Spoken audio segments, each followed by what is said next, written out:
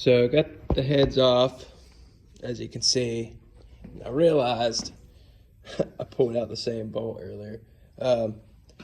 So typically, like I said, the longest bolt is typically the one that sits, all through here on your heads and the inside of your heads, with the exception, this bolt's just a tad bit smaller.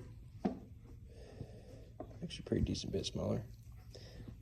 These middle length ones, if we're comparing them to all the bolts that are in the head, these mid-length bolts right here on your head, they set on the inside on the outer edge here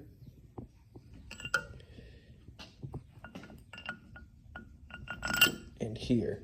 I have my head on the table, so they're not going to go all the way through. And then these super long ones, like I said, they go all through the middle.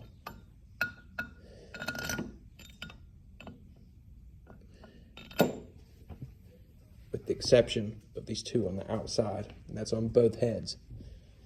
And then, like I said, these super small ones, they all sit up here in the top through there. So I'm going to get these heads cleaned up, start pulling these valves off.